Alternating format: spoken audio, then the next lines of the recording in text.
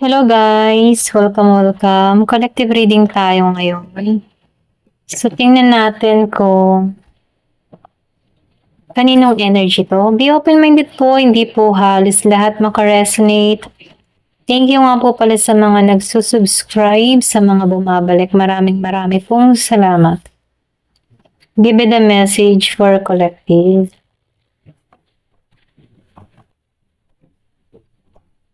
Kaninong energy to?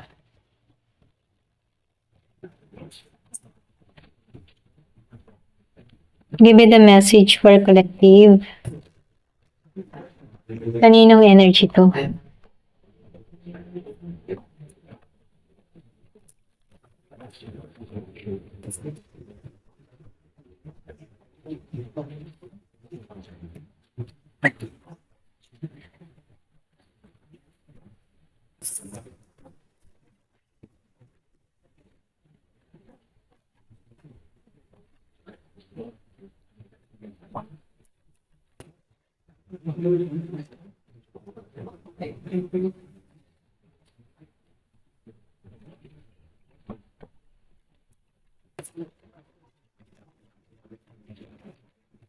Meron ditong taong nalalabuan sa sitwasyon. Meron siyang mga iniisip dito. Merong nakalihim. Kumbaga meron siyang tinutuklas dito. Yung iba sa inyo meron kang kadiling dito na Scorpio, Cancer, and Pisces. Meron ding Virgo, Capricorn, Taurus. Meron siyang mga tinutuklas dito kung bakit pinagdadamutan siya ng person niya dito. Ito na yung nakikita ko. Meron siyang kadiling dito na madamo, greedy, makasarili, ganun.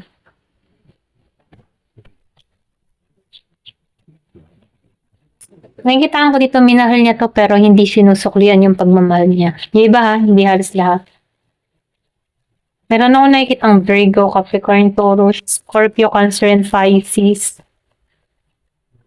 Meron ding Gemini, Aquarius, and Libra.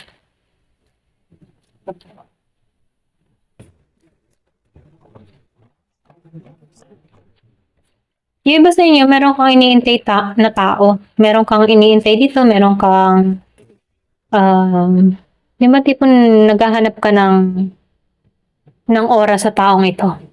Yung ba sa inyo, meron kang kadiling dito na Scorpio and Cancer. Meron din Pisces. Naghihintay ka rito pero wala siyang ginagawang aksyon. Yung iba sa inyo, nalalabuan ka sa sitwasyon nyo. Bakit ganito yung ibang tipo ng energy mo? Bakit ganito kaya ang inaasa ng tao ko? Bakit siya nagbabago? May mga tanong kang ganun. May panghihinala. Yan. Nanghihinala ka sa tao mo. Yung iba ha, yung ba tipo nagtataka ka bakit nagbabago to ng pakikitungo sa'yo. Ganun. Yung iba naman sa inyo, nakikitaan ko dito, nakatuon ka ngayon sa priority mo. Trabaho, kapirahan mo. So, nakikitaan ko dito, meron kang isinagawa or meron kang tinarabaho na kung saan unti-unti mo nang nalalasap yung bunga ng pinaghirapan mo. Nakikitaan ko dito yung happiness, lalo-lalo na sa pagbabago na nangyayari sa'yo. Andun yung passion mo sa ginagawa mo. Yung iba, nakatuon sa ganung bagay. Trabaho muna. Saka na muna mga kung ano-ano.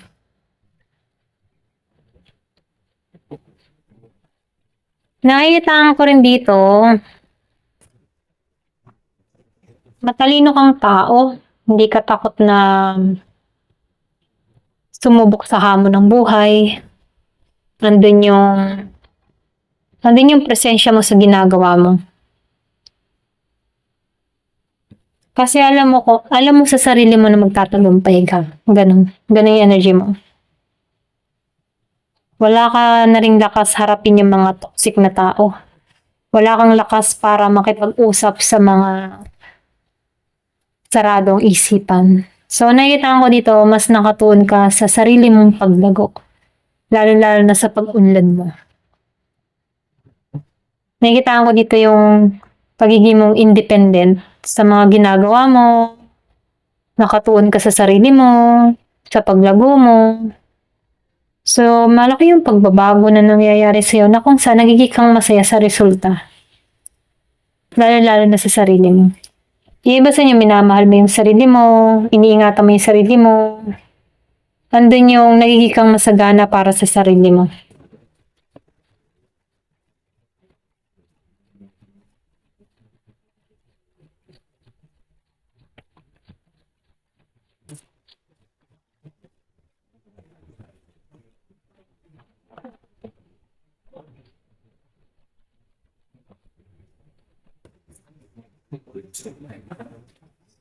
Yung iba naman sa inyo, feeling mo hindi ka nagiging mapalad lalo-lalo na sa pera. Yung iba ha, hindi halos lahat.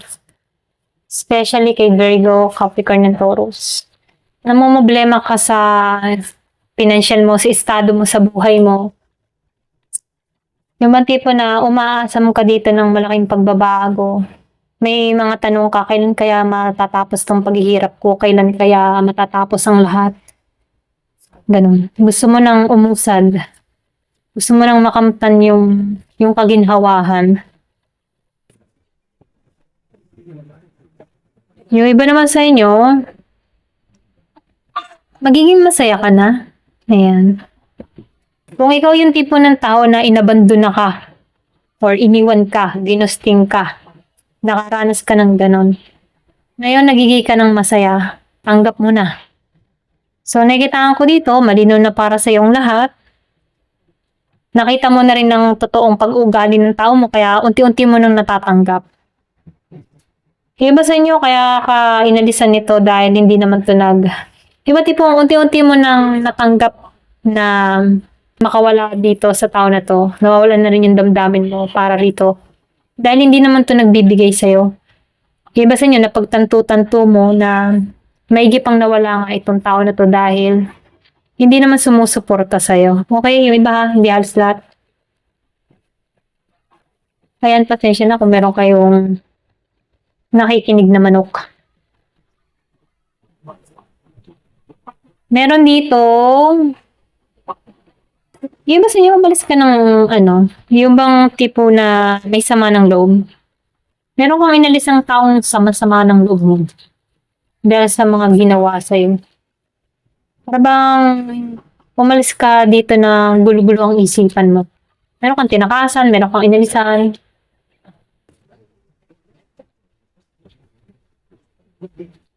Yung bang tipo, yung iba sa inyo, nagsasama kayo before ng tao mo pero hindi ka niya sinusustentuhan.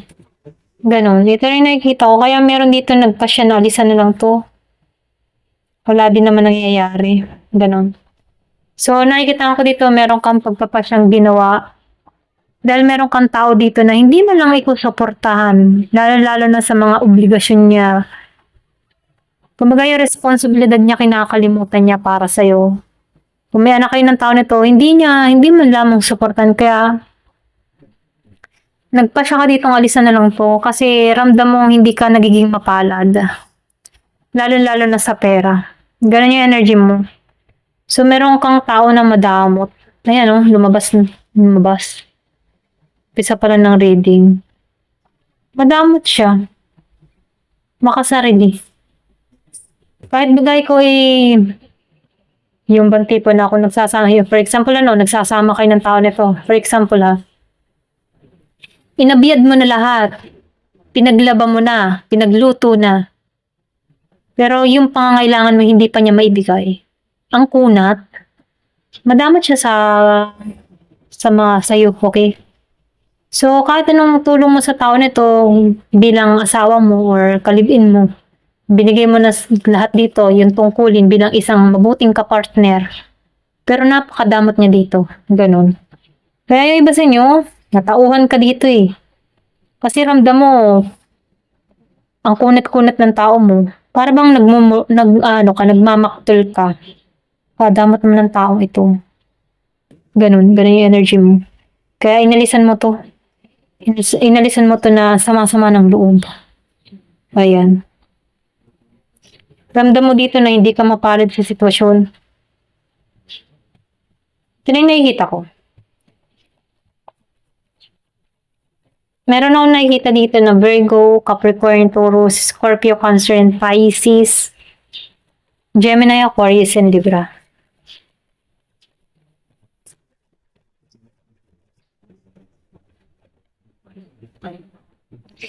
So, nakikita ko dito ngayon, maganang sitwasyon mo. Wala ka ng bigat na dinadala. Yung bang tipong, nakikita ko dito, no, yung iba sa inyo, nagsasama kayo pero ang bigat-bigat ng nararamdaman mo. Hindi ka masaya. Pero nung nakawala ka dito, ang ganda ng pakaramdam mo, ang alwan-alwan na ng nangyayari sa'yo, nakakahinga ka na ng maluwag. Ayan.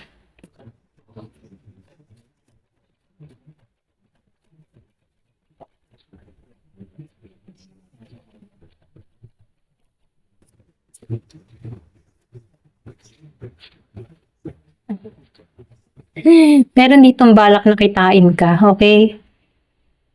Meron ditong balak na kitain ka, balak ka nitong puntahan. So, nakikitaan ko dito, short siya sa budget. Gusto ka nitong puntahan kasi nakakaluwag-luwag ka dito eh. Yung iba sa inyo, nung inalisan mo to, gumanang pakaramdam mo. Nagkaroon ka ng maayos na pagkakakitaan. Kasi meron kang tao madamot eh. So ngayon, itong tao mo, siya ngayon ang pinagkakaitan dito kasi ang damot niya. Kaya yung biyaya sa kanya, ang ano din, ang damot din. Okay? So gusto ng tao nito na makipagkita sa'yo, meron siyang suyuin ka, dalawin ka, puntahan ka. Pero hindi siya stable yung financial. Ito rin nakikita ko. Hindi siya stable ngayon. Pero ito yung balak niya, gusto kanyang puntahan. Gusto kanyang bisitahin. Di ba? Wala siyang pera ngayon or sabihin natin na hindi stable yung kanyang kabuhayan ngayon. So nakikita ko dito, gusto ko nitong puntahan, pwedeng ikaw yung nakakaluwag-luwag kaya gusto nitong makakuha sa'yo ng benepisyo. Pero nung nagsasama kayo ng tao nito, masyado tong controlling. Masyado rin tong makunat, madamot. Kumbaga, bawat gastos mo ay kailangan malalaman ng tao na to. Ganyan. So, nakikita ko dito, inalisan mo to ng sobrang-sobrang sama ng loob mo dahil sa pagdadamot nito. Hindi ka masaya nung nagsasama kayo ng tao na to. Marami kang tanong sa sarili mo. Ngayon, nakikita mo na lahat ng sagot sa mga tanong mo. Ngayon, itong taong ito, gusto kang muntahan, gusto kang kausapin. Gusto mong maging romantic, ayan, magiging siyang romantiko, susuyuin ka, liligawan kang muli, pakikiligin ka. Ang tanong, kakasaba to sa'yo? Ayan, ito na yung nakikita ko, So, nasa sa'yo yung sagot, Meron akong nakikitang Virgo, Capricorn, Taurus.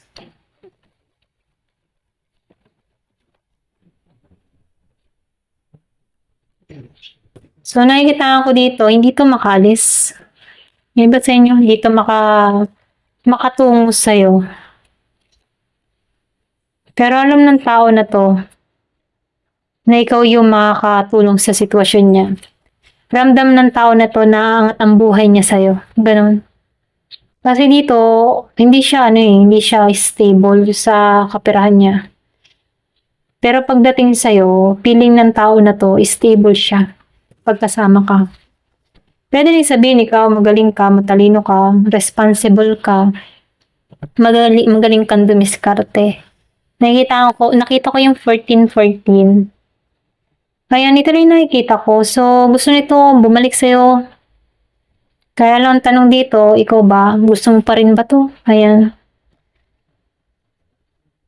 Nakikita ko dito, maluwag na maluwag ka na eh. Kumaga, nakakaraos ka na. Hindi ka na tulad ng dati na sobrang bigat-bigat ng dinadala mo. Nagsasama kayo ng tao nito pero alam mo yun, yung nararamdaman mo ang bigat-bigat. Kasi ang kunat niya dito, ayan. Ayan, ito na yung nakikita ko, ayan. Hanggang dito na lamang po. Thank you for watching. Love and peace.